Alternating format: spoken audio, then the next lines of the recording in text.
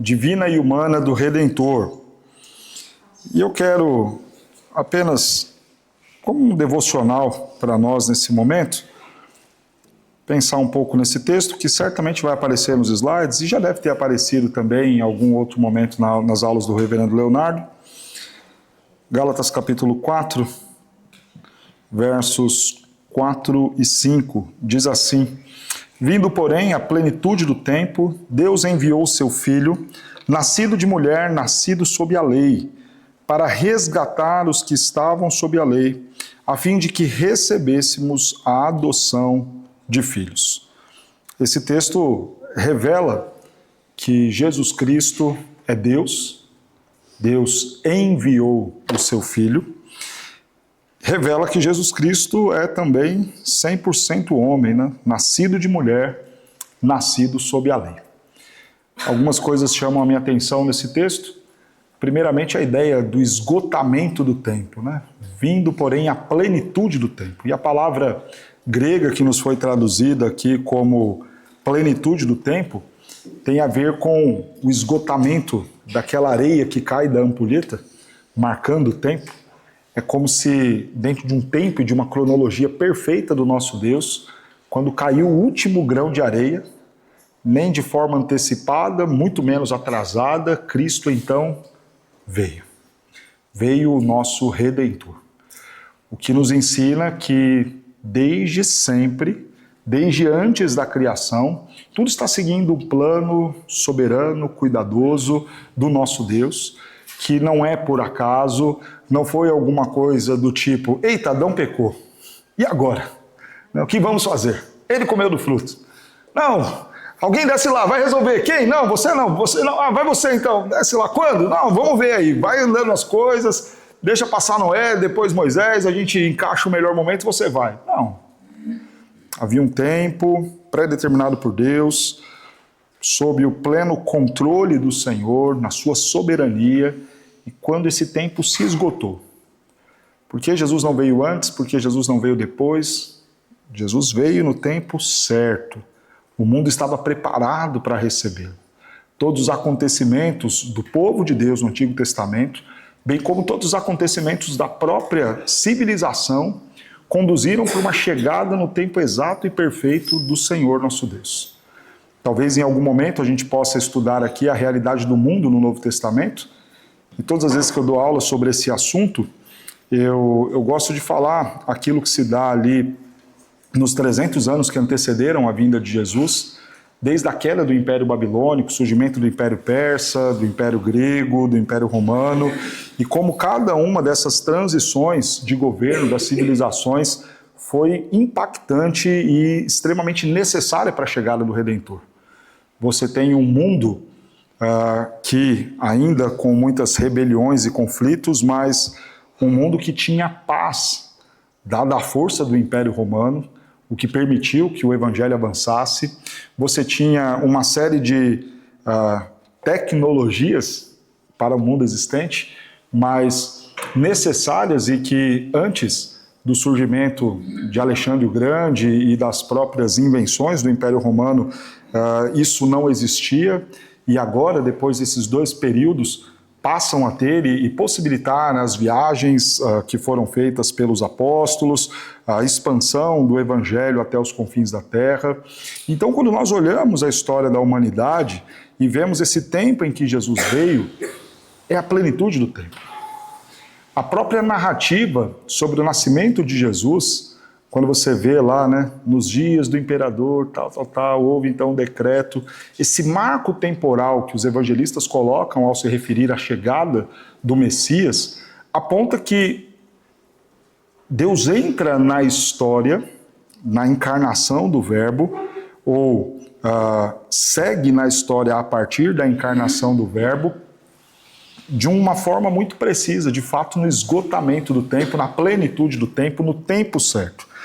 E ele vem, é o Filho de Deus, de fato Jesus 100% Deus, com as mesmas, com o mesmo poder do nosso Deus, com a mesma natureza do nosso Deus, substância do nosso Deus, mas também nascido de mulher, nasceu do ventre de Maria, herda não a corrupção do gênero humano, mas a plena humanidade do ventre em que ele foi formado.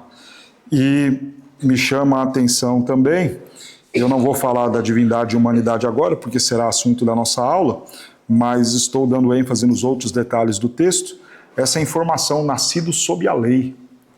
Eu fico a imaginar aquele que é santo se submetendo a seguir padrões de uma lei criada para homens pecadores. A informação do nascido sob a lei fala muito dessa humilhação de Cristo. É como se você tivesse que entrar em um monte de regrinhas. Sabe quando, às vezes, algumas coisas são colocadas entre os adultos? Gente, olha, nós vamos começar a nossa aula, não conversem. Se você quiser ir ao banheiro, erga a mão, peça. E aí você ouvindo, você fala assim, poxa, o pastor está achando que a gente é criança? A gente não tem esse sentimento? Não sei se vocês já tiveram alguma coisa assim. Eu lembro, certa feita, lá na empresa onde eu trabalhava, que eles colocaram um recado na máquina copiadora sobre o consumo de papel, né? E era um textão, assim, e a gente olhava aquilo e falava, rapaz, nem parece que tem um monte de adulto trabalhando aqui, tendo que ensinar a quantidade que tem que usar de papel na copiadora, né? Agora, quão ofensivo é para aquele que é santo, santo, santo, vir sob a lei, se submeter ao cumprimento da lei, se submeter a observar cada uma das coisas da lei, se submeter a aprender todas as coisas da lei. Isso porque, é claro, a condição plena humana de Cristo tem o seu desenvolvimento natural. Ele aprendeu a falar, aprendeu a ler, aprendeu a escrever, foi ensinado na lei, e tudo isso diz respeito ao seu estado de humilhação. Ele não fugiu de absolutamente nenhuma responsabilidade em relação a seguir e cumprir tudo que estava na lei e a observar perfeitamente a lei, ainda que ele não fosse pecador e não houvesse a menor necessidade de atentar à lei no que diz respeito a poder incorrer em quebrá-la, né? E o propósito da vinda de Cristo, dito no verso 5, para resgatar os que estavam sob a lei. Ele não tinha qualquer necessidade de condicionar a sua vida à lei, contudo, vem para resgatar aqueles que estavam fadados a serem condenados por conta da lei. E ele vem para resgatar estes que pela lei já eram condenados, tendo em vista que jamais iriam conseguir cumpri-la e satisfazê-la, a fim de que agora estes pudessem receber a adoção de filhos. Quando nós falamos, então, da plena humanidade e divindade de Cristo, nós estamos falando de aproximação do Senhor, de nós, empatia com a nossa condição, de humildade do nosso Cristo em se encarnar, de humilhação deste que é o Senhor do Senhor e Rei dos Reis, e, ao mesmo tempo, também de redenção, este que veio para nos fazer filhos.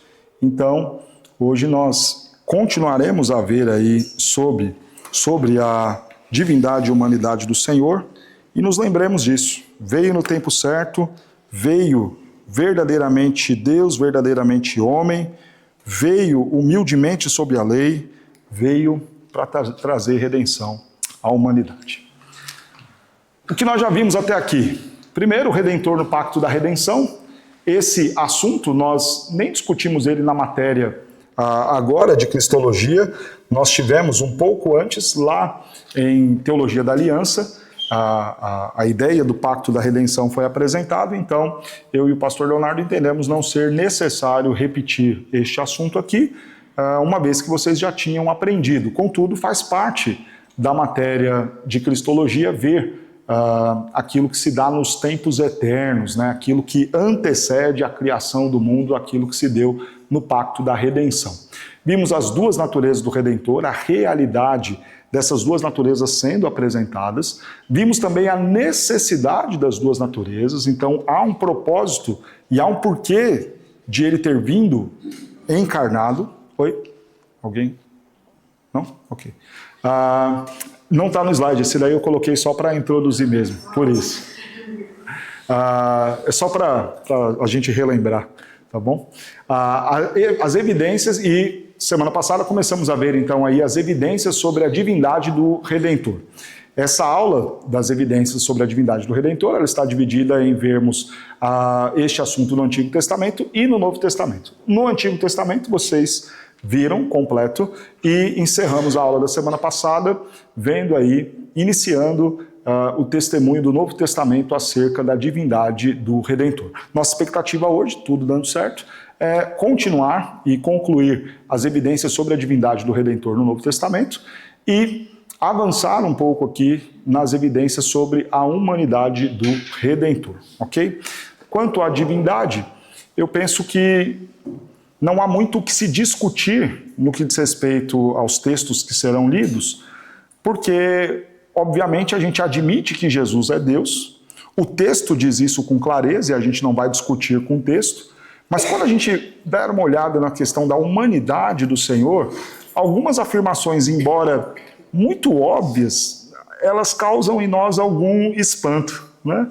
Eu lembro que dando essa aula em outro momento, eu comentei, né, sobre a ideia de que Jesus amamentou, como qualquer bebê.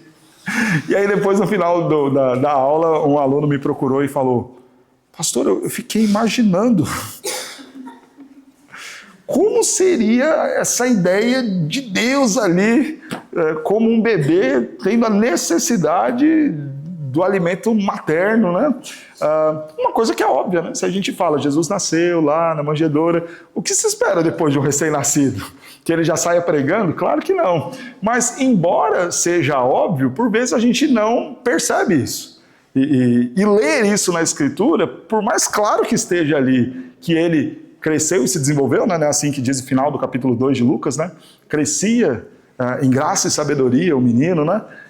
Então a gente vê ali, claro, o desenvolvimento humano de Jesus e aquilo, por mais óbvio que esteja sendo dito no texto, soa para nós muito estranho, né? Que ele cresceu, que ele correu, que ele brincou, que ele aprendeu a falar, aprendeu a ler. Então, talvez a gente veja com um pouco mais de curiosidade essa segunda parte da nossa aula hoje. Eu vi que vocês viram algumas declarações aqui, já no Antigo Testamento, no Novo Testamento, né? E a gente vê, então, os apóstolos falando sobre a divindade do Redentor. E veremos, então, alguns daqueles que conviveram, estiveram ali ao lado do Senhor Jesus e reconheceram nele a figura divina. Mateus, capítulo 1, verso 23, eis que a Virgem conceberá e dará à luz a um filho, e ele será chamado pelo nome Emanuel, que quer dizer Deus conosco. Mateus, que caminhou com Cristo, foi um daqueles chamados para servir no ministério ao lado do Senhor Jesus, reconhece que de fato ele era Emanuel, Deus conosco.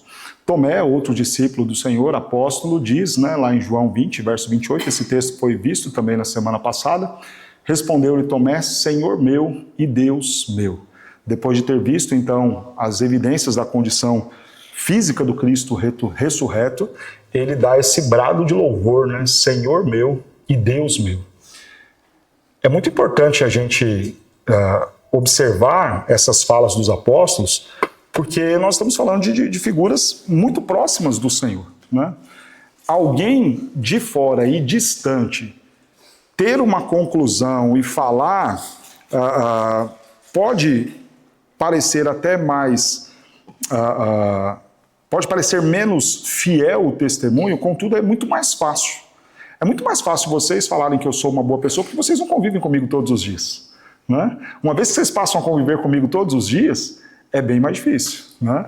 Por isso o testemunho de alguém próximo, olha, está aqui fulano que cresceu com o pastor Jonatas, está aqui a esposa dele que convive com ele, mora com ele há 12 anos.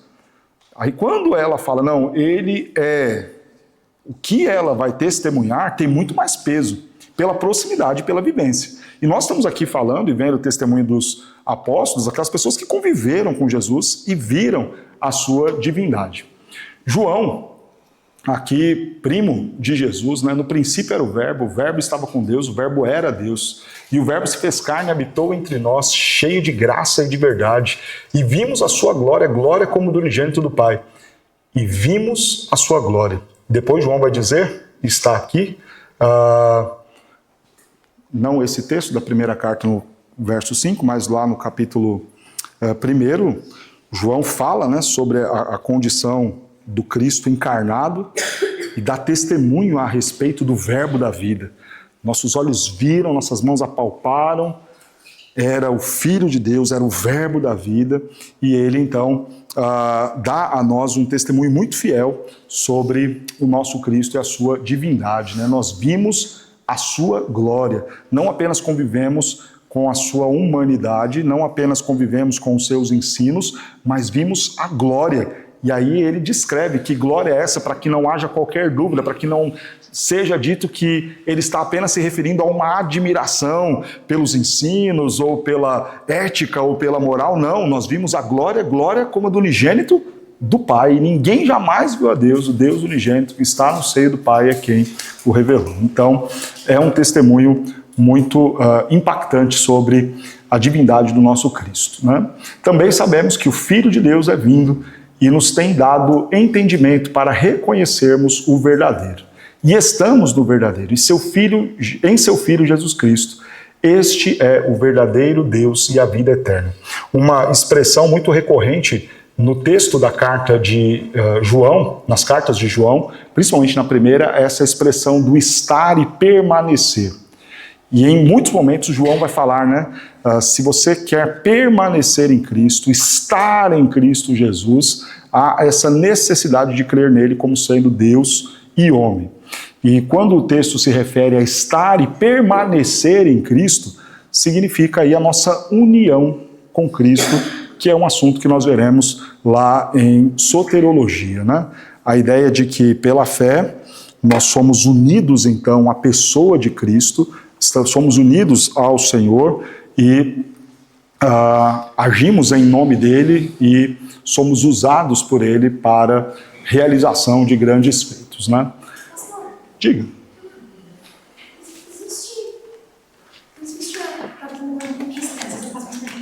Fique em paz. Mas existe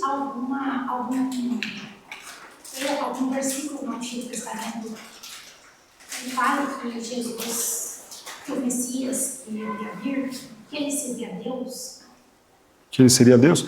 Olha, eu tenho certeza que vocês viram esses textos na semana passada, que o Messias, eu sei que está nos slides aqui, um grande texto de Isaías, que você vai ter chamando o Messias de Yahvé e tratando de forma correlata a figura do Messias que haveria de vir com o Yahvé eu sou. Eu não vou voltar nesses textos, porque é uma explicação longa. E como eu tenho plena certeza que está lá, e que foi apresentado, dá uma olhadinha na aula que está lá. E fala com abundância. E creio que boa parte dos textos da aula da semana passada era justamente mostrando isso. Que o Antigo Testamento reconhece que o Messias que haveria de vir é Deus. Né? É Deus. Né? Enfim, poderia citar alguns dos textos que foram colocados aqui, mas seria só uma repetição da aula. E então é melhor ver o conteúdo da aula que está lá. Né? O apóstolo Paulo dando testemunho acerca de Cristo e da sua divindade, né? Quando eu estou dando essa ênfase dessas figuras dando testemunho, irmãos, não é porque o testemunho humano seja o que valida a divindade de Jesus. Não pensemos isso. Jesus é Deus independente do que a gente acha a respeito dele, certo?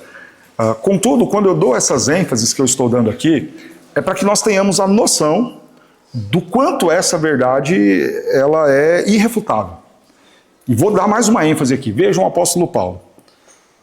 Judeu convicto, certo?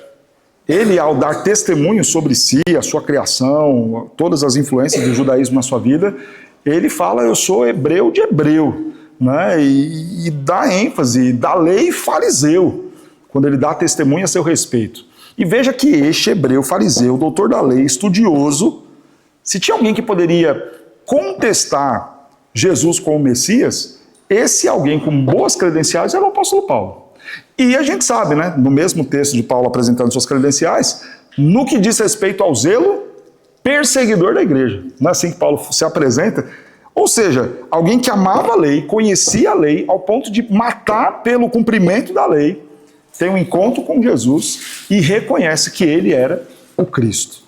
Mais uma vez, não é que a fala de Paulo torne Jesus o Cristo. Se Paulo não tivesse existido, Jesus continuaria sendo Cristo. Mas vejam o peso do testemunho de Paulo, quando afirma que Jesus é o Cristo. Porque não é qualquer um. É alguém que tinha todo o conhecimento da lei, que abrir e falar, não é ele o Messias e não vamos abraçar isso, né? Mas, pelo contrário, ele reconhece que Cristo é Deus. Atendei por vós e por todo o rebanho sobre o qual o Espírito Santo vos constituiu bispos, para pastoreardes a igreja de Deus, a qual ele comprou com o seu próprio sangue. Olha que interessante isso aqui, né? E como você vê a divindade expressa aqui. Quem foi para a cruz e derramou o sangue? Jesus. Jesus compra a sua igreja com o seu sangue. E aí, falando sobre sermos aí pastores da igreja de Deus, o texto fala que este Deus, Cristo Jesus, comprou a igreja com o seu próprio sangue, reconhecendo a divindade de Cristo e, obviamente, também a sua humanidade que o levou ali à cruz e o sangue derramado ali em nosso lugar. Romanos 9, verso 5, deles são os patriarcas e também deles descende o Cristo, segundo a carne, o qual é sobre todos, Deus bendito para todos sempre. Aí uma voz de louvor aqui ao Senhor, né? Reconhece a humanidade, e com certeza esse texto vai voltar mais adiante, falando da humanidade de Jesus. Reconhece aqui, ele vem segundo a carne, mas é sobre todos Deus bendito para todos sempre. Colossenses 1, verso 15, e esse aqui, com certeza, um hino que nós entoamos e cantamos sobre a divindade de Jesus, né? Ele, Jesus, é a imagem do Deus invisível, o primogênito de toda a criação. Nele reside toda a plenitude de Deus. Esse texto é maravilhoso, né? Porque aprouve a Deus que nele, Jesus, residisse toda a plenitude, porquanto nele habita corporalmente toda a plenitude da divindade. Extraordinário isso, né? E ao mesmo tempo, profundamente complexo de entender essa expressão. Porque, veja, nós já vimos aqui no curso alguma coisa sobre a ideia do esvaziamento de Cristo, né? Teve na conferência, né? O doutor Augusto falou sobre isso, mas olha o quão complexo e paradoxal é essa expressão de Paulo, né? Porque, porquanto nele habita corporalmente toda a plenitude da divindade. O que nos mostra que, por mais que nós falemos do estado de humilhação de Jesus, de Cristo, no Verbo encarnado, nós jamais podemos negar que nele estava a plenitude da divindade. Pastor, como isso é possível? Eu não faço a menor ideia. Não faço a menor ideia. Mas a afirmação bíblica é clara. Ainda na sua encarnação reside toda a plenitude da divindade. Tito 2,13, escrevendo a Tito, Paulo vai dizer, aguardando a bendita esperança e a manifestação da glória do nosso grande Deus e Salvador, Jesus Cristo. Chama aqui Jesus, né, de grande Deus e Salvador, Jesus Cristo. Paulo reconhece aí, então, a divindade de Jesus. O apóstolo Pedro, Simão Pedro, servo e apóstolo de Jesus Cristo, aos que conosco obtiveram fé igualmente preciosa na justiça do nosso Deus e Salvador, Jesus Cristo. Também, à semelhança do que falou Paulo, Pedro também afirma nosso Deus e Salvador, Jesus Cristo.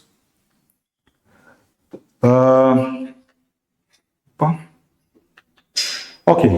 Dúvidas aqui em relação ao testemunho dado pelos discípulos, pelos apóstolos? Então a gente parte aqui para um outro ponto. Nós falamos que o Antigo Testamento reconhece Jesus como Deus, o Messias que viria sendo Deus. Vimos que no Novo Testamento há o testemunho dos apóstolos em relação à divindade de Jesus, e agora a própria consciência que o Senhor Jesus tinha em relação à sua divindade. O Senhor Jesus, ele sabia que era Deus, e nós veremos agora alguns textos que mostram isso, né? Oi. Essa parte é importante. Tem muito ateu, muito vai contestar Jesus, falando que ele nunca disse que ele era Deus. Que ele era Deus. Não tem uma frase que ele diz, eu sou Deus. Mas aí os textos vão mostrar o contrário. Perfeito. Do contrário, ele seria um louco, né? Do contrário, ele seria um louco, né? Vamos lá. Jesus falando, eu e o Pai somos um. E, obviamente, pegaram em pedras para lhe atirar. A afirmação acerca da sua divindade era um escândalo para os judeus. Daí aquele comentário que eu acabei de falar em relação ao apóstolo Paulo, que era um profundo conhecedor da lei.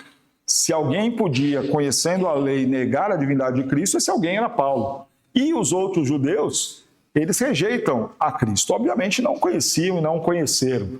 Quando um judeu de verdade conhece a Cristo, esse dá testemunho em relação à sua divindade. Não é por obra boa que te apedrejamos, e sim por causa da blasfêmia. Pois sendo tu homem, te fazes Deus a ti mesmo.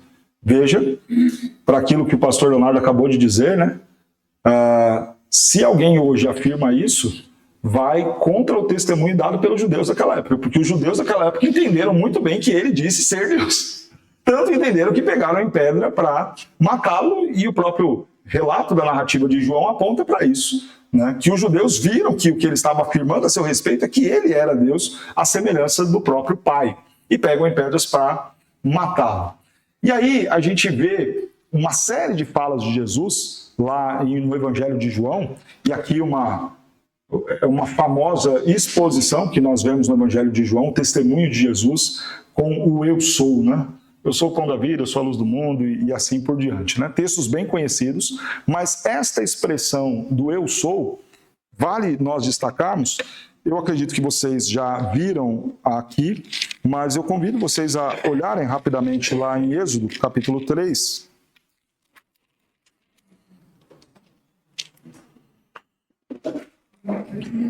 Êxodo 3.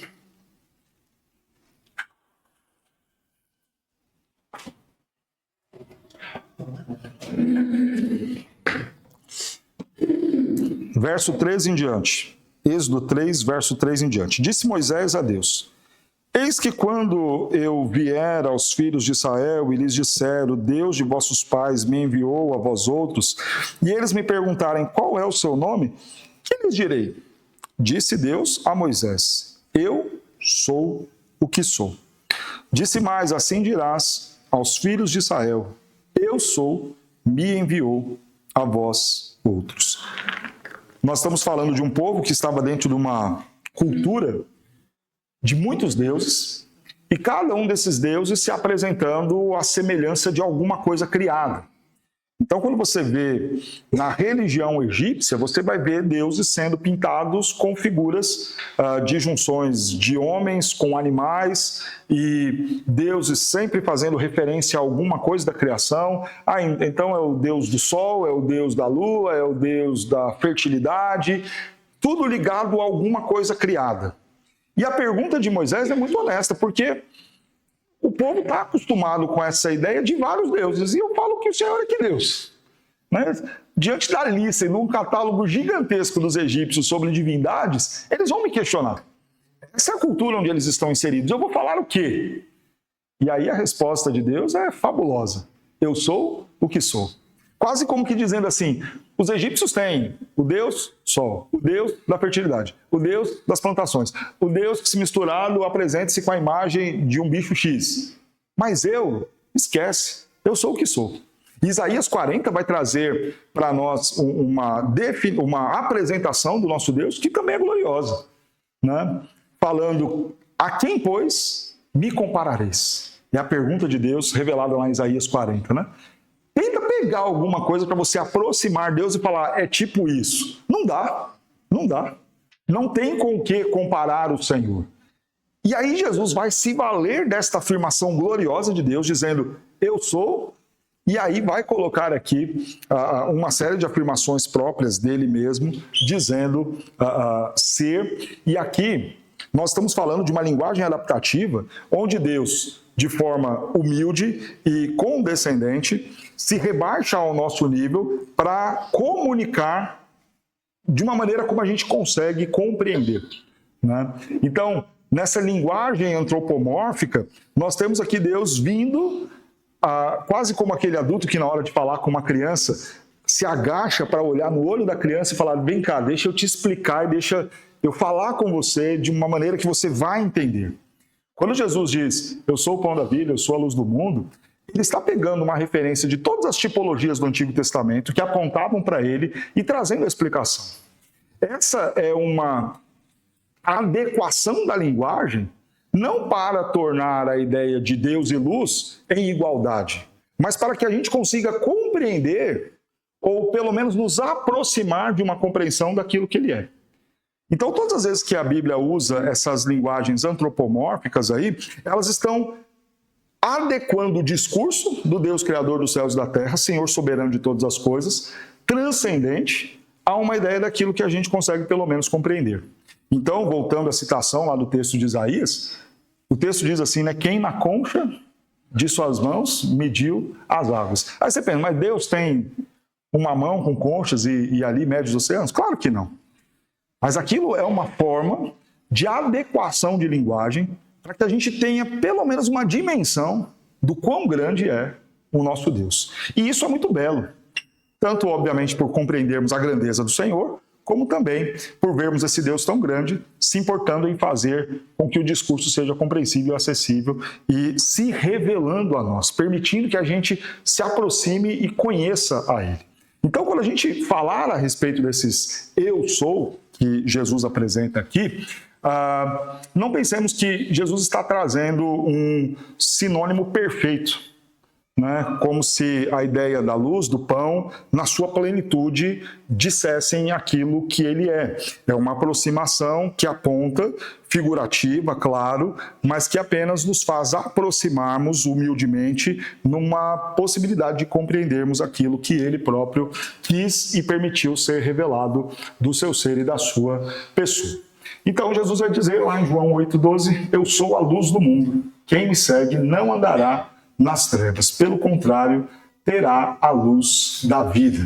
João 11,25, eu sou a ressurreição e a vida, quem crê em mim, ainda que morra, viverá. João 14,6, eu sou o caminho e a verdade e a vida, ninguém vem ao Pai senão por mim. Não carece eu trazer explicações de cada um desses textos, até porque vocês verão todos eles na exposição de João. Mas eu chamo a atenção de vocês para esta insistente repetição do eu sou.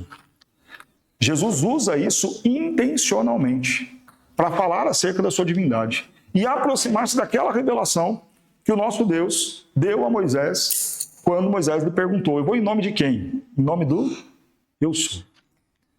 Todas as vezes que Jesus fala eu sou, aquilo deveria provocar comichões ali nos ouvintes.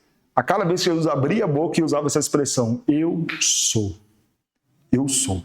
E ele insistentemente se vale desse termo. Eu sou o bom pastor dá vida pelas ovelhas. Eu sou a porta das ovelhas. Todos quantos vieram antes de mim são ladrões e salteadores, mas as ovelhas não lhes deram ouvido.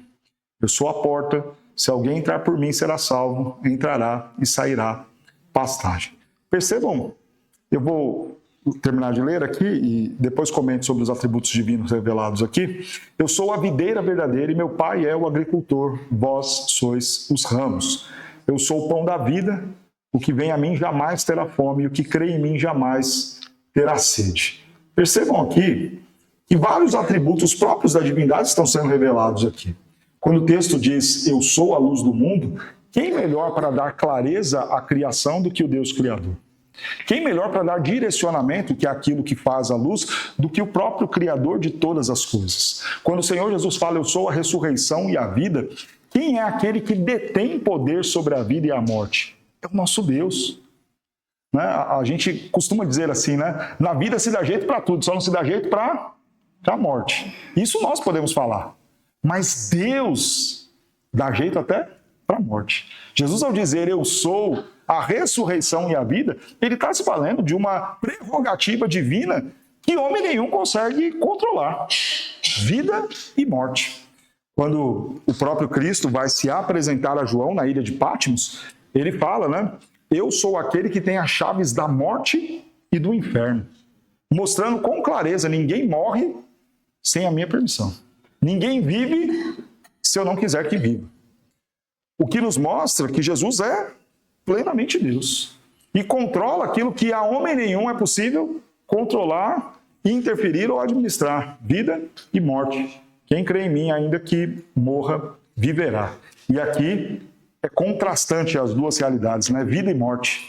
E vida e morte dependendo daquele que, obviamente, é o Criador, detentor de toda a autoridade sobre a vida e sobre a morte. Eu sou o caminho, a verdade e a vida. Absolutos aqui são colocados. E Jesus, dentre aquilo que nós pensamos lá de Êxodo 3, esse verso de João 14,6, ele se aproxima muito daquele discurso. Porque quando Moisés pergunta em nome de quem eu vou, vai em nome de eu sou, e eu sou o que sou, essa resposta, o caminho, a verdade e a vida, é aquele eu sou o que sou. Né? No que diz respeito à direção, eu sou o caminho.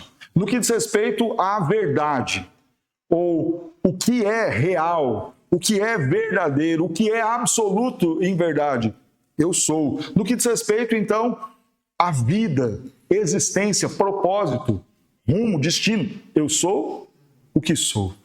E eu sou essas coisas, né? Paulo vai falar lá em Atenas, no discurso, né? Nele nós existimos e nele nós nos movemos. Caminho, verdade e a vida, eu sou o que sou. Atributos de Cristo, da divindade sendo revelados aqui em Cristo. O bom pastor, a provisão, e eu aponto aqui o Salmo 23. Todo judeu lia o Salmo 23 e via no Senhor nosso Deus, em Yahvé, proteção, segurança, consolo, amparo, livramento. E Jesus se vale da expressão o bom pastor, quase como que dizendo, sabe aquele bom pastor, sabe aquele Deus, cuidador, provedor, sustentador, gracioso, misericordioso, que o tempo todo vocês reconheceram no Salmo 23, eu sou aquele. Eu sou a porta das ovelhas, o único acesso, meio para qualquer coisa que vocês estejam a procurar no que diz respeito às promessas feitas aos vossos pais. Eu sou a porta e o acesso a isso. Eu sou a videira verdadeira, o pão da vida e aquele de quem bebe jamais terá sede. O doador e mantenedor da vida dos homens. Algumas aplicações para nós diante do que nós vimos, tanto na aula passada como nesta. Primeiro, Jesus é Deus. Creia e será salvo. O apóstolo João vai deixar com muita clareza. Se nós não cremos em Jesus, na maneira exata como ele se revelou, não há salvação. Então é o seguinte, qualquer pesquisador honesto vai atestar a existência de Jesus. Não dá para você fazer uma pesquisa honesta do período de vida do Senhor Jesus aqui na Terra e dizer que ele não existiu. Você vai ter muitas provas em relação à figura histórica de Jesus. Contudo, isso não basta para a salvação.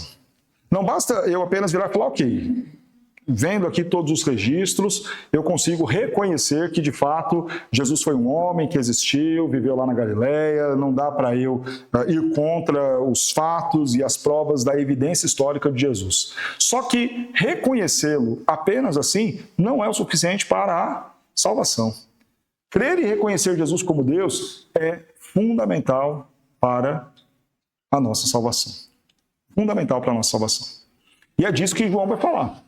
Porque João vai dar testemunho no final do primeiro século, diante de uma igreja onde você tinha pessoas que não acreditavam na humanidade de Jesus ou pessoas que não acreditavam na sua divindade.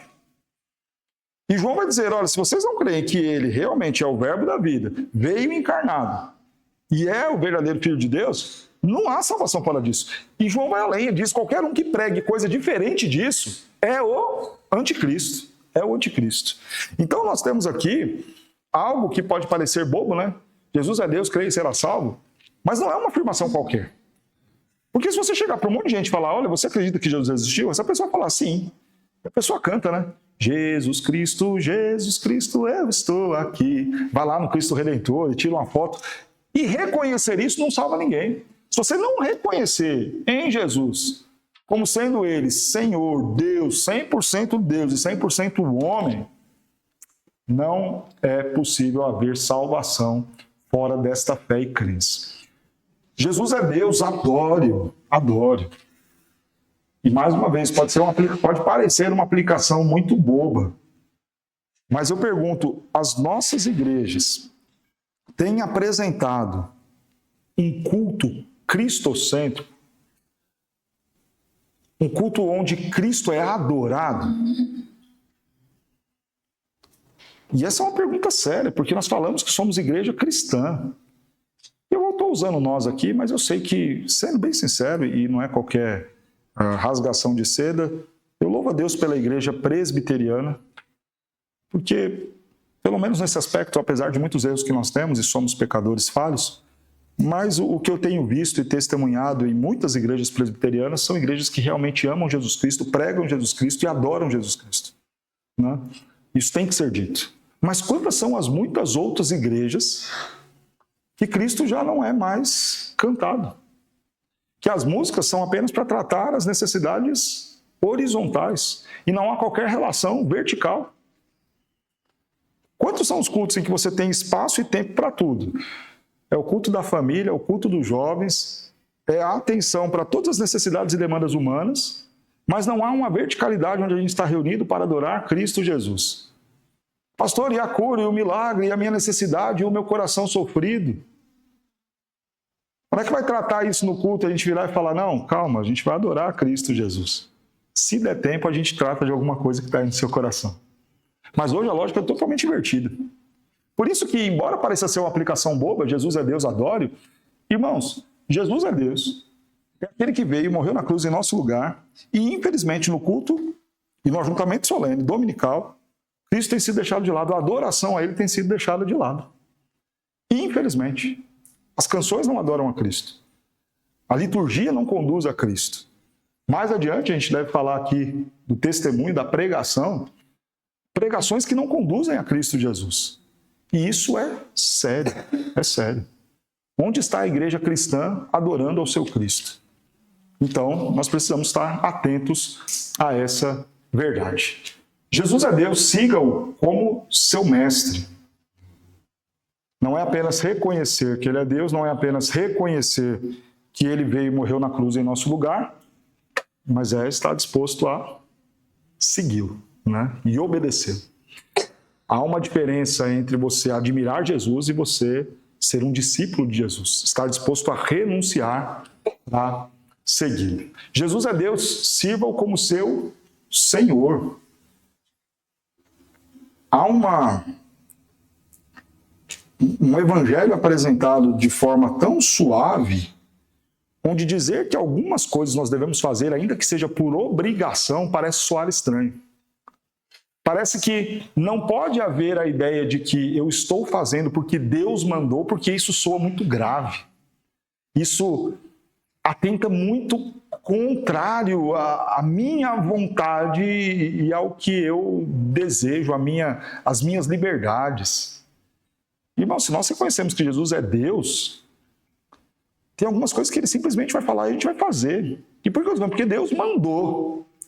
Porque Jesus assim falou e eu obedeço. Não que essa deva ser a nossa motivação última. Eu faço para a glória dEle, eu faço em obediência a Ele, eu faço em louvor a Ele, mas se Ele falou, está falado e nós vamos cumprir o que Ele ordenar, na condição de Senhor e nós como seus servos.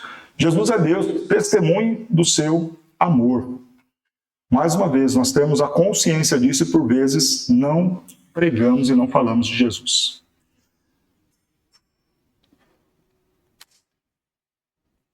Eu fui ensinado a pregar através de um livro chamado Pregação Cristocêntrica, do Bryan Chapell, que em nome de Jesus, em algum momento vocês vão conhecê-lo.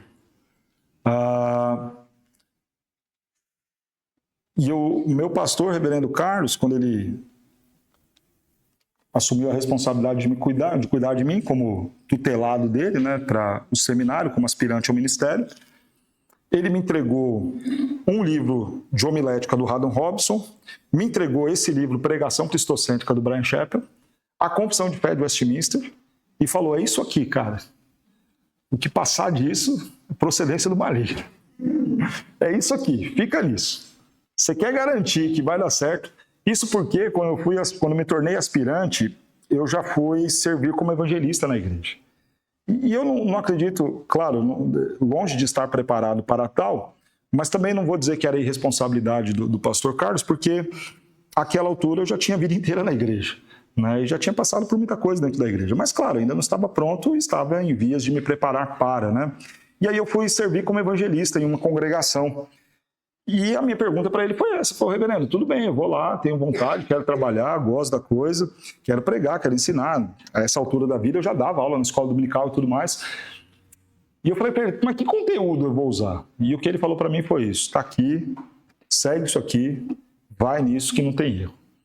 E o que eu aprendi com o reverendo Carlos, e dentro também daquilo que a gente lê lá com o Brian Chappell, todo sermão, absolutamente todo sermão, deve nos conduzir a falar de Cristo como nosso Salvador e Redentor. Isso é obrigatório. E aí eu lembro que uma vez, num culto de semana lá na igreja, terça-feira, só estavam os membros da igreja. E como eu faço em todos os sermões, no final eu trago a aplicação de que nós somos pecadores e que o nosso pecado nos condena e sem Cristo Jesus não há salvação para o homem.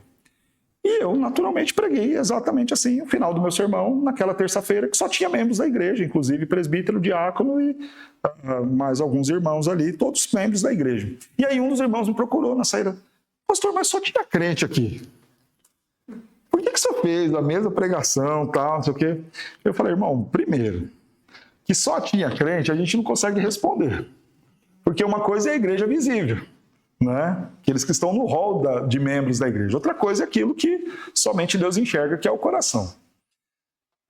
Eu falei, e diante disso há uma responsabilidade imensa que nós temos de sempre pregar Cristo Jesus.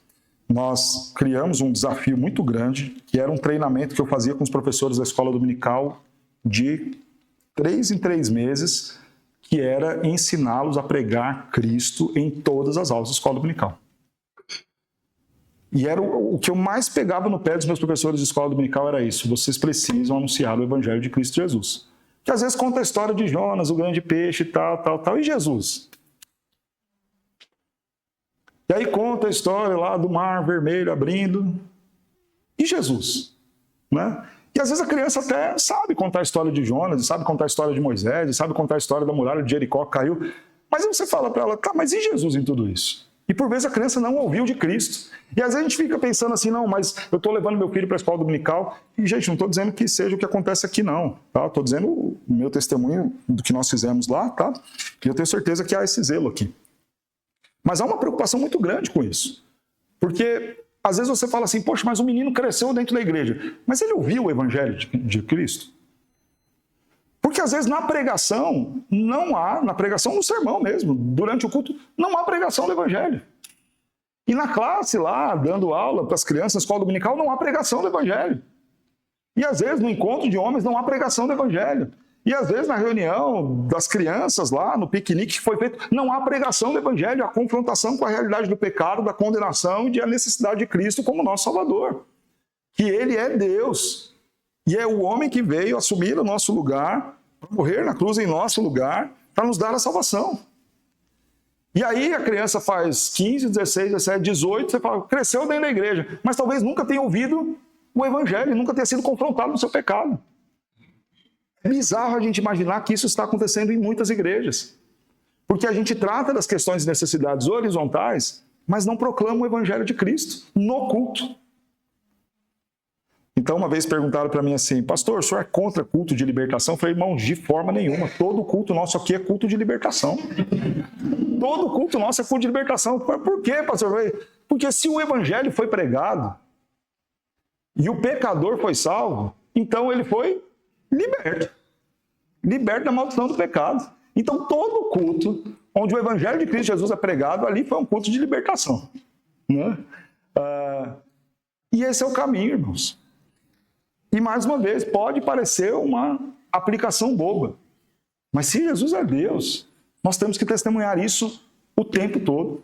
Não pode passar um encontro nosso, uma aula nossa, uma reunião nossa, uma vez que a gente abra a Bíblia e exponha que a pregação da cruz não seja ali apresentada. Né? E eu lembro que depois de dar o curso de pregação lá na igreja, falar do Bryan Chapell, viver pregação cristocêntrica, foco da condição decaída, etc. e tal, os membros da nossa igreja começaram a ficar muito criteriosos. E eles iam em outras igrejas, ouviam outros pastores, e eles vinham para mim e falavam: pastor, eu fico impressionado, é verdade. Muitas vezes o pregador lê lá o Antigo Testamento, expõe tudo, fala, explica os detalhes da montanha, da coluna, do cenário, do que representava todas aquelas coisas, e fala do hebraico, e fala do grego, e fala de um monte de coisa, e traz as aplicações morais: não minta, não roube, vá à igreja, mas não apresenta Cristo Jesus. E nós temos que ter esse cuidado. Fiz esse recorte e essa aplicação no que diz respeito à pregação e às aulas. Cuidado com isso. Né? É claro que a Bíblia fala sobre a forma como a gente vai criar os nossos filhos, sobre não mentir, não roubar, não adulterar, ser honesto. E é claro que estes ensinos, essas verdades, estão em muitas coisas que a gente vai ver na Escritura, através das narrativas que estão lá no Antigo Testamento, mas não nos esqueçamos que Jesus é o grande assunto da Escritura e ele tem que ser pregado em todo o texto que a gente for expor. Senão a gente apenas entregou ali um discurso moralista: veja aqui o que você tem que fazer para viver bem, sem haver a possibilidade de libertação daquele que está cativo ao pecado. Né? Mas, além de pensar na questão da pregação ali no culto, é considerar essa realidade de pregar Cristo, testemunhar Cristo Jesus onde a gente for. Né? Tem muito esse negócio, né? Você tem que ter o evangelismo relacional, e às vezes me dá raiva disso. Porque fala assim: não, você não pode chegar pro cara, abrir a Bíblia e falar que ele vai pro inferno. Você tem que sair com o cara, tem que tomar um café com ele, caminhar 1 milha com ele. Aí você tem que fazer jiu-jitsu com o cara. E aí você rola no tatame com o cara, absorve o suor dele e não fala de Jesus pro cara. Não, porque tem que ser relacional. Você tem que virar e falar o seguinte: cara, olha, eu quero ser seu amigo, eu quero tomar café com você, eu quero comer um churrasco na sua casa, mas antes eu preciso te falar uma coisa: sem Jesus você vai para o inferno. Sem Jesus você vai para o inferno. Olha, eu sei que você vive vários problemas aí na sua casa, a saúde dos seus filhos, sei lá qual é a situação que você está vivendo, mas o seu maior problema é o problema do pecado, porque de todas as coisas que a gente pode dar um jeito, saúde, casamento, filho, finanças, tem uma que a gente não dá jeito e não resolve, que é a condenação ao inferno por conta dos nossos erros e pecados. Você precisa de Jesus. E mais uma vez, pode parecer besteira essa aplicação, mas a gente precisa se atentar a isso. Às vezes a junta diaconal vai lá e leva a cesta básica da pessoa, mas não prega o evangelho. Às vezes a gente estava falando com o pastor Leonardo, né, de uma placa de uma igreja que eu vi lá em Guimarães essa semana, né? Medo, angústia, depressão, problemas no casamento, finanças, tal, não sei o quê. Insônia, tinha lá, insônia. Perceba, claro que todas essas coisas são angústias da alma que precisam ser tratadas. Mas, irmãos, nada é mais importante do que a igreja apresentar Cristo Jesus. E outra coisa importante: ação social não é evangelismo. Lembre-se disso. Pastor, a gente tem que evangelizar, tá, irmão? Qual a sugestão de evangelização? Não, a gente tem que juntar aqui, levantar, fazer uma sopa e alguns bairros aqui do Porto levar sopa para aquele morador de rua. Não, isso não é evangelizar. E não que isso não deva ser feito, mas isso é ação social. A igreja pode se juntar sábado à noite, num período de frio, para fazer ação social? Pode e deve. E amparar o necessitado com a coberta, com a sopa, só que coloca na cabeça: isso é ação social, isso não é evangelização. O que é evangelização? É você falar que o pecador sem Cristo está condenado ao inferno e que o único meio de salvação é Cristo Jesus. Este Cristo que é 100% Deus, que é 100% homem, que veio ao mundo para morrer na cruz em nosso lugar, e quem crer nele será salvo, e quem não crer já está condenado. Isso é evangelização. Se isso acompanha o marmitex, acompanha a sopa, acompanha o lençol, a cesta básica, bênção. Então você evangelizou também. Mas se você só foi lá e levou a cesta, você só fez o levar a cesta. E está tudo bem no que diz respeito a atender a necessidade social. Mas não confunda isso com evangelização. Evangelização não é marketing da igreja. Em muitos momentos a gente tem que tornar a nossa igreja conhecida, e não há problema nenhum de você divulgar lá o nome da igreja e colocar no ônibus lá, conheça a igreja presbiteriana, endereço tal, telefone tal. Só que isso também não é evangelização, isso é marketing da igreja. Não é? Não, estou evangelizando. Por quê? Não, porque eu peguei lá um folheto que tinha foto dos irmãos da igreja na aula, o telefone da igreja, o endereço da igreja. Distribuí 1000 desses, evangelizei 1000 pessoas. Não, irmão. Não. Você divulgou a igreja. Que legal. Não é errado divulgar a igreja. Mas isso não é evangelização. Não é evangelização. Nós criamos uma regra lá na nossa igreja que todo material de divulgação de algum evento da igreja tinha que vir acompanhado com uma mensagem evangelística.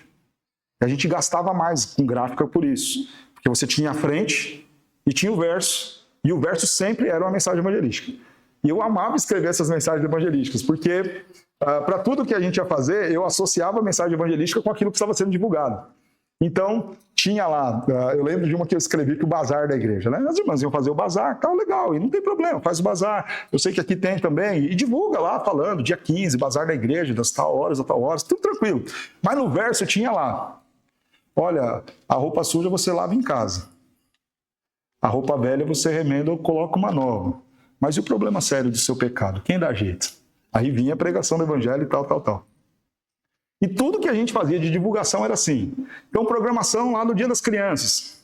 EBF da igreja. Vinha lá bonitinho. Convidamos você, criança, EBF, música, teatro, brincadeiras, tal, dia 15 na igreja, não sei o quê. Só que no verso tinha uma mensagem. Lá, direcionada aos pais, em relação à necessidade de pregar Cristo Jesus. Porque senão a gente só está divulgando a igreja. E mais uma vez, não há mal em divulgar a igreja, não há mal em fazer obra social, mas não confunda isso com evangelização. E nós precisamos, para além da obra social, para além do relacionamento, para além do abraçar as pessoas e divulgar a igreja, testemunhar do amor de Cristo Jesus, que é Deus. Jesus é Deus, descansa em suas promessas. Há promessas belíssimas que o nosso Senhor Jesus fez conosco. Fez para nós. Dentre elas, eis que estou convosco todos os dias até a consumação dos séculos. Quem nos fala isso é o próprio Deus. Quando Jesus fala, eu conheço as tuas obras, é Deus falando conosco no que diz respeito, então, às suas promessas, e a gente deve descansar nisso que o Senhor está a falar com os seus. Ok, vamos falar então das evidências da natureza humana do Redentor. Vimos a natureza divina no Antigo Testamento, no Novo Testamento, e agora veremos também as evidências da natureza humana do Redentor. O pensamento de que Jesus não possuía um corpo real sempre esteve presente na história da igreja, porque desde os primeiros séculos a teologia cristã foi influenciada pelo pensamento grego de que a matéria é inferior ao espírito e de que de alguma forma conotada ao mal, com o mal. Logo, se existisse uma corporeidade real em Jesus, ele poderia estar ligado ao pecado. Ao querer preservar a divindade do Redentor, esses movimentos acabaram negando que Jesus possuía uma humanidade plena, isto é, um corpo humano real além de uma alma humana. Vejamos então a defesa da plena humanidade de Jesus nos escritores bíblicos. Então, está sendo posto aqui nessa introdução do assunto. É fácil conciliar a plena divindade com a plena humanidade? É fácil colocar as duas coisas na mesma caixinha? Não é. Não é. E a gente esbarra em algumas coisas que para nós são difíceis de serem admitidas, como essas que eu dei o exemplo lá no início da aula, né? Alguém ensinou Jesus a ler. É muito difícil você admitir isso. Às vezes, a depender de como a gente fala isso, alguém pode até interpretar isso como falta de respeito, né? Está dizendo que Jesus era burro, que não sabia ler, que era um analfabeto. Em algum momento da vida de Jesus, ele foi analfabeto. É curioso, e a gente fala isso até com certo temor, né? E alguns irmãos do passado, e talvez até de forma honesta, algumas pessoas hoje, nessa tentativa de não incorrer no risco de asseverar a humanidade de Jesus, para que isso não incorra no problema de faltar com o devido respeito à sua divindade, vão preferir negar essa humanidade. Vão dizer que, olha, não, ele não era um homem como a gente. né? Não tinha essa condição. Para que vocês vejam quanto isso é real, nós não entendemos Maria como santa, né?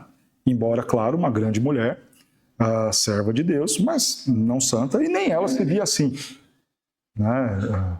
Maria reconheceu a necessidade do Salvador. O cântico dela diz isso, né? Sobre a sua necessidade de ter um Salvador. Minha alma engrandece ao Senhor e meu espírito se alegra em Deus, o meu Salvador. Ela reconhece que precisa de salvação, reconhece que que tem pecado, que carece de um Salvador, e reconhece que a salvação não vinha dela mesma. Então, não há dúvidas em relação a isso, embora uma grande serva de Deus.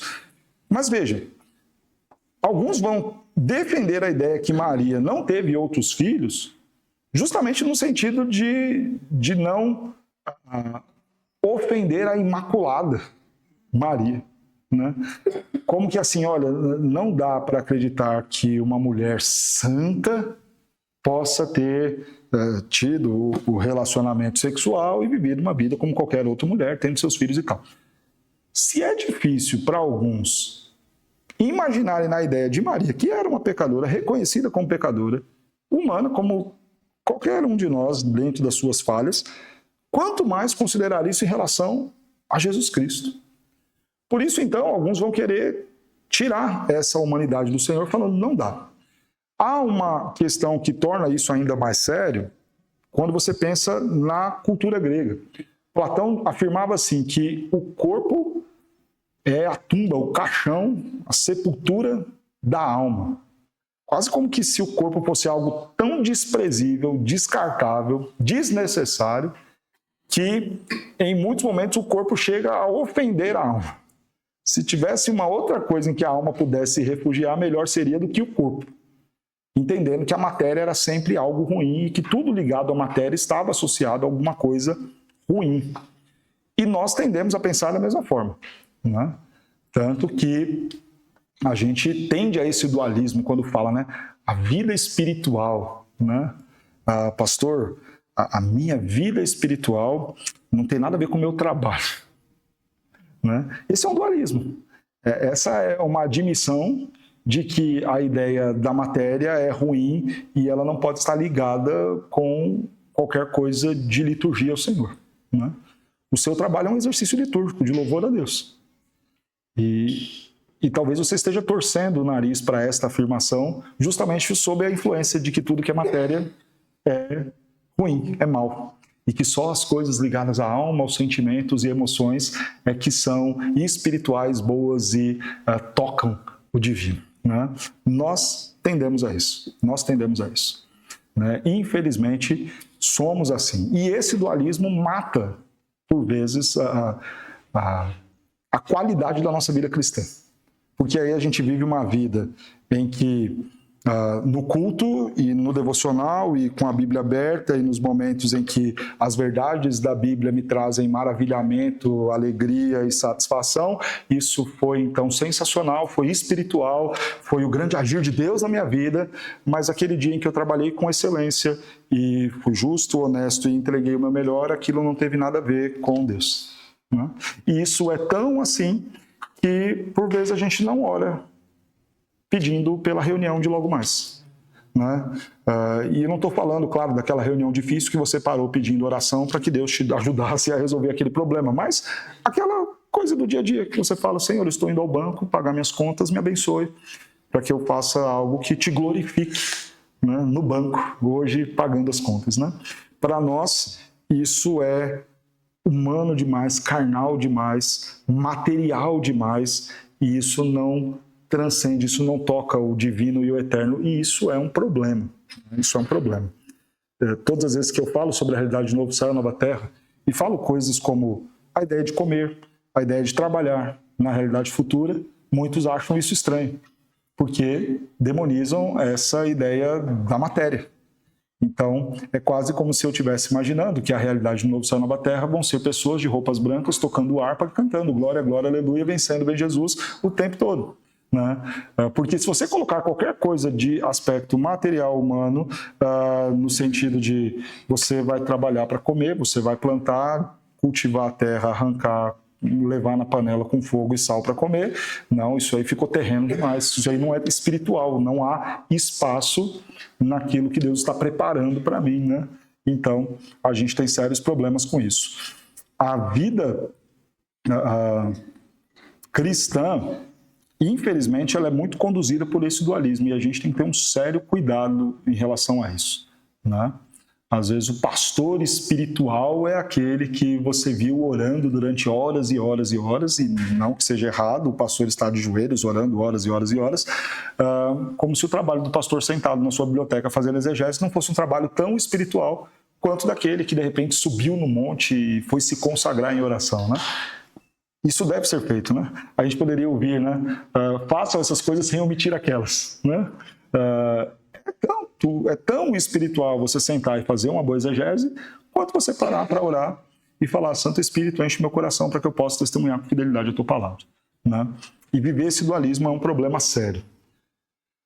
E esse problema estava lá, na cabeça dos crentes do primeiro século e permeia também nos nossos dias. Alguns negavam, então, essa humanidade de Jesus, a ideia de um corpo humano real, para que isso não implicasse em algum problema com a sua divindade, né? Paulo defendeu a verdadeira corporeidade do Redentor. Colossenses 1:22 vai nos dizer: mas agora ele os reconciliou pelo corpo físico de Cristo, mediante a morte, para apresentá-los diante dele santos, inculpáveis e livres de qualquer acusação.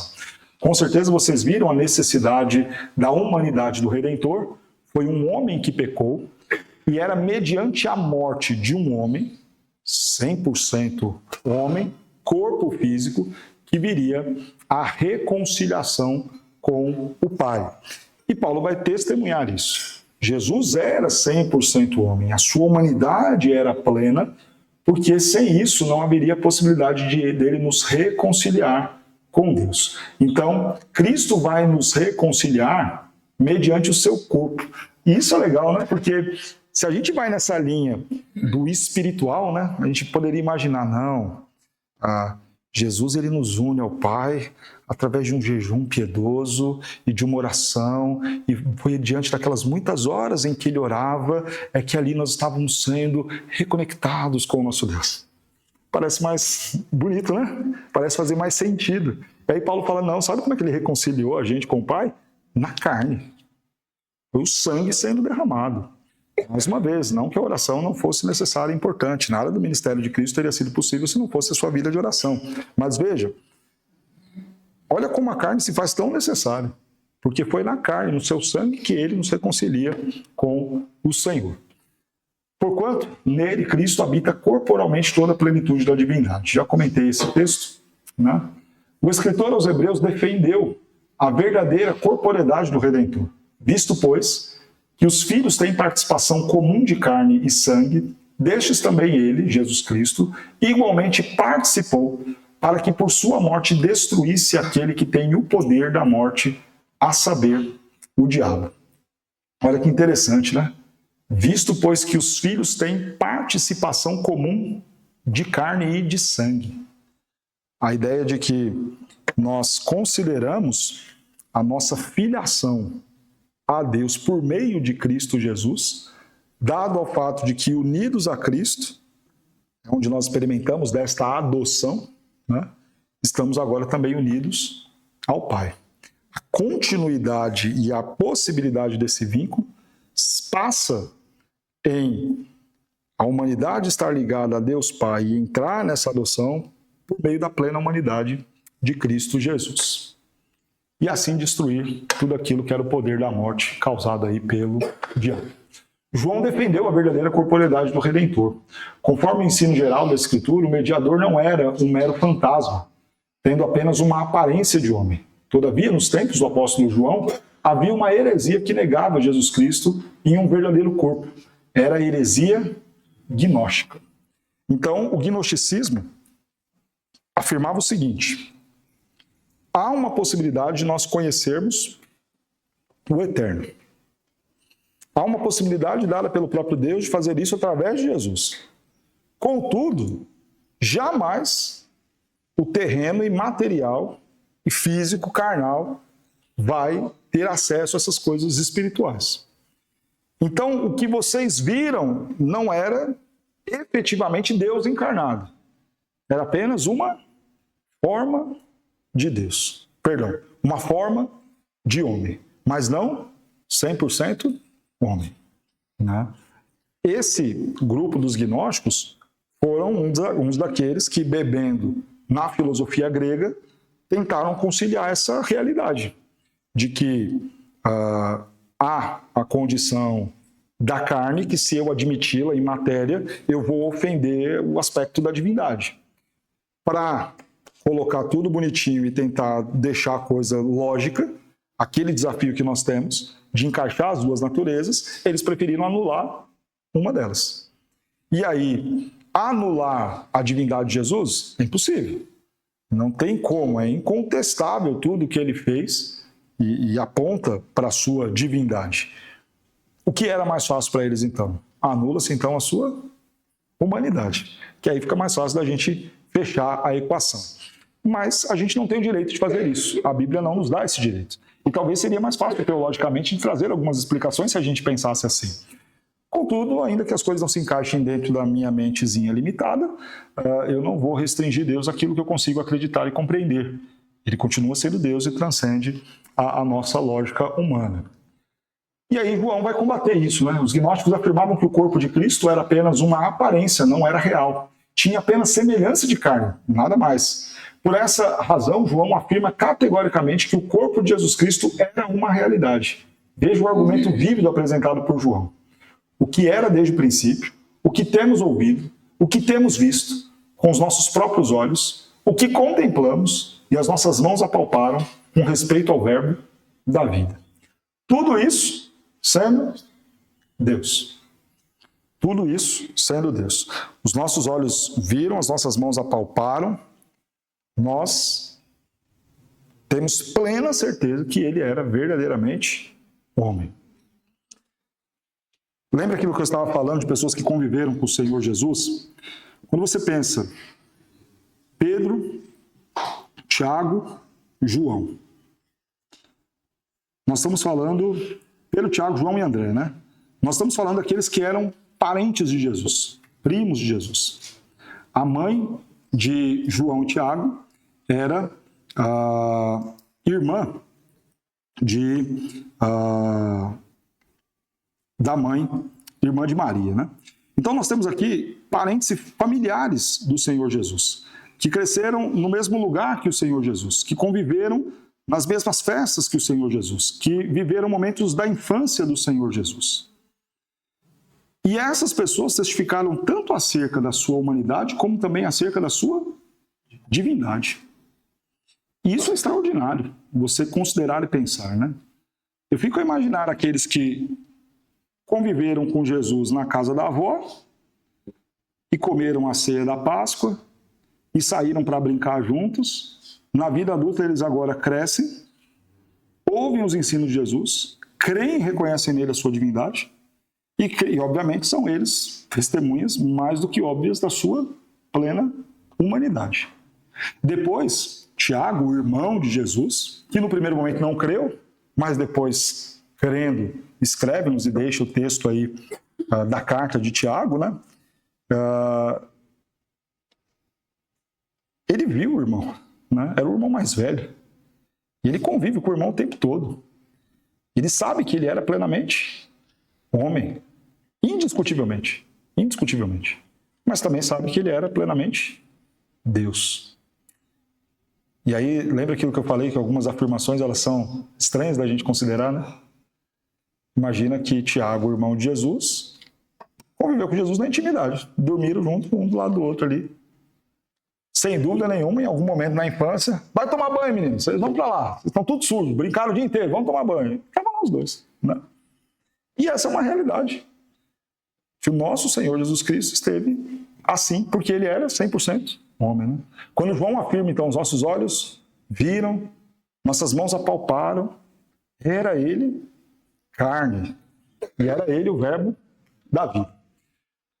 1 João, capítulo 4, versos 1 a 3, amados, não deis crédito a qualquer espírito, antes provai os espíritos, se procedem de Deus. Porque muitos falsos profetas têm saído pelo mundo afora, nisto reconheceis o Espírito de Deus. Todo espírito que confessa que Jesus Cristo veio em carne é de Deus. Todo espírito que não confessa a Jesus, todo espírito que não confessa a Jesus não procede de Deus. Pelo contrário, este é o espírito do anticristo, a respeito do qual tendes ouvido que vem e presentemente já está no mundo. A afirmação aqui, não apenas de que são incrédulos, como também são tipos aí, né, de anticristo. E já estão presentes no mundo. É uma afirmação muito dura, né? São estes aí agentes de Satanás usados para descredibilizar a plena humanidade do Senhor. A afirmação da corporeidade revela a procedência divina do ensino. É o que João está falando. Se o Espírito de Deus está presente no indivíduo, então isso, aqui, afirmar a corporeidade do Senhor Jesus, isso será dito. Então, João está dizendo que se alguém prega que Jesus não era homem, então não é pelo Espírito de Deus que está falando, é falso profeta. A negação da corporeidade revela a procedência não divina do ensino. É anticristo. Não procede de Deus. Procede, então, do diabo, que é o pai da mentira, o enganador. Os negadores da corporeidade são anticristos, são oposição. Por mais que tenha uma aparência de piedade, né, porque vejam o que eu falei, parece piedoso nessa ideia de não macular de forma nenhuma a divindade do Senhor ou negar a sua humanidade. Parece ser muito piedoso nessa vontade de falar, não, olha, de forma nenhuma o Rei dos Reis e Senhor dos Senhores iria se aproximar de qualquer coisa material, porque a matéria é ruim, a matéria é má. Por mais que isso pareça ser bonito e um discurso até respeitoso com Deus, isso é ofensivo a Deus, isso é falso ensino, isso não procede de Deus, isso é anticristo. O próprio Redentor defendeu a sua verdadeira corporeidade. Lucas 24:39, vede as minhas mãos e os meus pés, que sou eu mesmo, apalpai-me e verificai, porque um espírito não tem carne nem ossos, como vedes que eu tenho. Então isso aqui, Jesus, depois da ressurreição, ele pede, né? Vejam, certifiquem-se, porque tinha na cabeça dos discípulos que poderia ser só um fantasma, né? Mas não, está aqui. Aliás, sobre fantasma não vai existir, né? Pastor, se eu ver um vulto, um fantasma de alguém, né, o espectro de alguém ali na minha frente, é demônio. Não é de Deus, não, e nem é a pessoa vindo, né? Você lembra lá do texto de Lucas, quando o rico fala, deixa eu lá avisar os meus parentes, falar que é tudo verdade, que vai ter fogo. O que Deus responde para ele? Só tem um jeito, né? Nem que eu ressuscitasse alguém dos mortos, eles iriam crer. Eles têm os profetas que eles, então, sigam. Eles têm Moisés e os profetas que eles sigam. Perceba que o único jeito de um morto vir e conversar com o vivo, mediante a ressurreição. Pastor, e quando alguém fala que viu lá um vulto, um espírito, e saiu falando com ele, deu o endereço, o CPF e tal, o que é aquilo, então? Se não é o morto vindo e falando com a pessoa? É o diabo, é o demônio, é Satanás. Né? Então, claro, pode ser loucura da pessoa, pode estar faltando uma dosagem ali de medicamento, alguma coisa, mas para além dos casos que não for isso, é o diabo. Só tenho certeza de uma coisa, não é Deus falando, não é uma coisa divina vindo se revelar, e muito menos o próprio morto que voltou ali para falar alguma coisa. Então, se um dia você ouviu, se um dia você viu, é o diabo. E aí fala para ele, olha, você está amarrado, derrotado em nome de Jesus. E quando eu falo está amarrado, é porque ele está amarrado mesmo. Cristo Jesus subiu aos céus, expulsou o diabo e amarrou ele. Então ele está amarrado, bate embora Satanás, que a gente é de Jesus, tá certo? Sobre a ideia do corpo, então, Jesus dá testemunho, né? Um corpo pleno e verdadeiro. E é uma alma verdadeira. A Escritura afirma categoricamente que Jesus Cristo, que em Jesus Cristo tudo o que é necessário para que se reconheça uma alma. Então veja, quando vocês estudaram lá em antropologia, qual é a concepção do corpo? Perdão, qual a concepção do ser humano? Corpo e alma. Né? Então isso aqui constitui o indivíduo, corpo e alma. Se a gente está falando que Jesus é plenamente o homem, então ele tem que ter o quê? Corpo e alma. Do corpo, a gente já viu o testemunho de João e o testemunho do próprio Cristo. João fala, os nossos olhos viram, as nossas mãos apalparam. O sangue na cruz é demonstração da sua fisicalidade. O próprio Cristo diz, apalpai-me, vejam, toquem aqui. Carne, é osso. E a alma? Também, obviamente, o próprio Cristo vai asseverar ter uma alma, embora sofrida e angustiada, enquanto no estado de humilhação. Ele disse, a minha alma está angustiada até a morte. Então ele tinha uma alma, e reconhece isso. Se ele não possuísse uma verdadeira alma humana, então não seria perfeitamente homem. Seria o pelas metades, né? Então ele tem o corpo, mas não tem a alma humana. Isso seria um problema sério. Não seria 100% homem, não poderia ser o nosso pleno representante.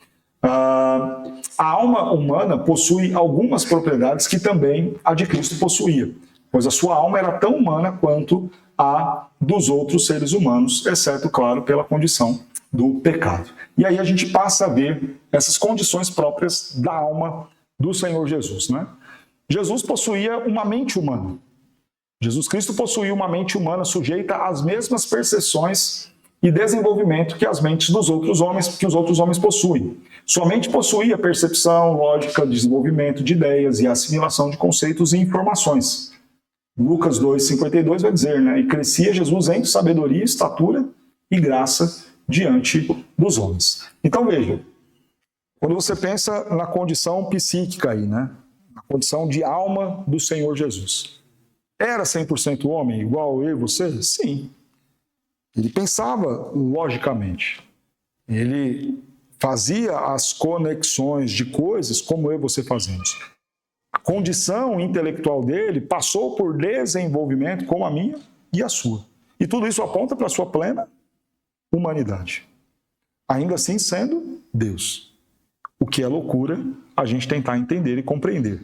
Mas isso faz parte da sua plena humanidade. Jesus possuía emoções humanas. Então, quando você pensa na ideia de alma, você está considerando a condição intelectual, lógica, raciocínio, e você está considerando também a questão de emoções. E Jesus era alguém que tinha emoções como qualquer um.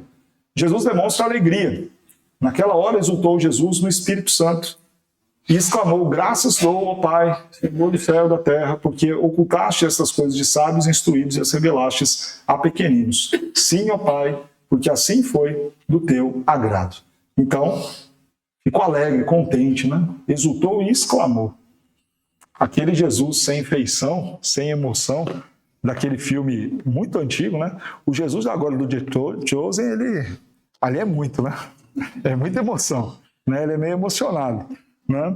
Mas aquele outro lá da década, sei lá de quanto que era, 70, 80, não tinha expressão nenhuma. Ele não sorria, não chorava, não ficava bravo, era ali aquele rosto pálido o tempo inteiro, né? Nenhum dos dois, obviamente, são verdadeiros, daí um grande cuidado no retratar o Cristo, né? Vai incorrer em errar, com certeza. Mas é fato que o Senhor Jesus ele tinha emoções, como qualquer ser humano tem. E sorria, e se alegrava. E, obviamente, também chorou, como nós sabemos, né? João 15:11, tenho-vos dito estas coisas, faltou aqui, para que o meu gozo esteja em vós e o vosso gozo, a vossa alegria seja completo, né? Então, para que eu tenha alegria e alegria completa, para que vocês também as tenham, né? Então, Jesus demonstra alegria, Jesus demonstra encantamento. Ouvindo isto, admirou-se Jesus e disse aos que o seguiam, em verdade vos afirmo que nem mesmo em Israel achei fé como esta. Olha a admiração, o espanto de Jesus, vendo lá a fé daquele que simplesmente creu que ordenando o servo seria curado, né? Jesus demonstrou compaixão. Marcos 1:40 e 41 vai nos dizer, aproximou-se dele um leproso, rogando-lhe de joelhos, se quiseres, podes purificar-me. Jesus, profundamente compadecido, estendeu a mão, tocou e disse-lhe, quero ficar limpo. Então, profundamente compadecido. Era verdadeiro, tinha sentimento de compaixão. Marcos 3,34, ainda também sobre compaixão, ao desembarcar, viu Jesus uma grande multidão e compadeceu-se deles, porque eram como ovelhas que não têm pastor e passou a ensinar-lhes muitas coisas. Mais uma vez, compadeceu-se, né? Jesus demonstrou tristeza. Jesus, vendo a chorar, bem assim os judeus que a acompanhavam, agitou-se no espírito e comoveu-se. Jesus, então, chorou. Jesus demonstrou terror. A minha alma está profundamente triste até a morte. Ficai aqui e vigiai comigo. Agora está angustiada a minha alma. E que direi eu? Pai, salva-me desta hora. Mas, precisamente, com este propósito vim para esta hora. Dito essas coisas, angustiou-se Jesus em espírito e afirmou: em verdade vos digo que um de vós me trairá. Irmãos, eu penso que esse sentimento de terror é bem difícil a gente admiti-lo em Cristo, né? Porque a gente pensa que o medo, o terror, o pavor é uma coisa muito própria da gente que é pequeno, né? Eu não tenho medo de um mosquito, por exemplo. Eu sei o que mosquito é. Agora, se for um marimbondo, eu já tenho medo, né? Eu sei o mal que ele pode me trazer. Eu pergunto a vocês, que pode trazer terror ao Rei dos Reis e Senhor dos Senhores? Né? Contudo, a ideia da alma abatida, angustiada, temerosa, ela é própria da divindade, da humanidade. Qualquer ser humano tem isso e sente isso. Né? E mais uma vez, conciliar isso com o fato de que ele é Deus é extremamente complexo, né? Nós imaginarmos. Mas se a gente tira esse aspecto também, a gente esvazia a sua humanidade. Ele deixa de ser homem como eu e você. Né? É claro que nós não estamos falando de um temor pecaminoso. A gente não está falando de Jesus deprimido, de Jesus ansioso. Né? E eu não duvido que, dada a loucura da psicologização da Bíblia, saia em algum momento a depressão de Jesus. Ou tratando a ansiedade de Jesus. Deve sair em algum momento algum livro do Augusto Cury nesse sentido. Jesus também ficou ansioso. Né? O melhor tema seria: você não é o primeiro. Então, mas obviamente não pensemos que esses sentimentos que estão aqui na Escritura, sendo relatados por Jesus, esteja afirmado em qualquer incredulidade do Senhor ou baseado em qualquer temor de homens. Claro que não. Né? Vamos parar por aqui, para a gente não entrar aqui na parte das vontades humanas, porque senão nosso tempo vai estourar e a gente não vai concluir essa parte das volições. Então a gente vendo a questão da alma, vimos intelecto, vimos emoção e vamos falar da vontade na semana que vem. Tá certo? Fica aqui, paramos aqui para respeitar o nosso horário, senão eu vou entrar num outro tema e a gente não vai concluir, aí vai atropelar o troço. Alguma dúvida, além de todas? Vamos orar então, encerrando. Senhor Deus, nós humildemente nos atrevemos a tentar entender o Senhor Jesus dentro, claro, daquilo que o Senhor nos revelou. Este é um atrevimento de homens pequenos e falhos, mas também desejosos em conhecer o Senhor.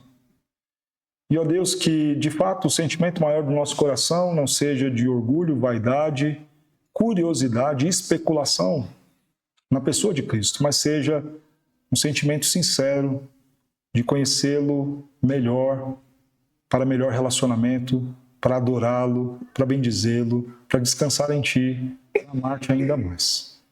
E se este não for, que o Senhor corrija as nossas motivações.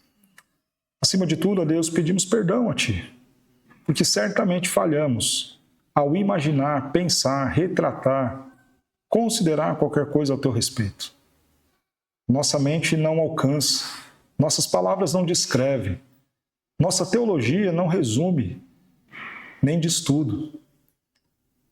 Contudo, ainda assim, diante daquilo que o Senhor nos permitiu conhecer e revelou, nós nos arriscamos e vamos. Lemos e buscamos compreender quem é o Senhor. E do que vimos hoje, podemos dizer: o Senhor é Deus. O Deus que nos amou, que se fez carne para nos salvar. Louvado, exaltado seja o nome do Senhor Jesus, o nosso Redentor. 100% Deus e 100% homem. Continue a nos abençoar, continue a nos ajudar a compreender de Ti, da Tua palavra, com humildade, com fidelidade, para a glória do Teu nome. Oramos em nome de Jesus. Amém.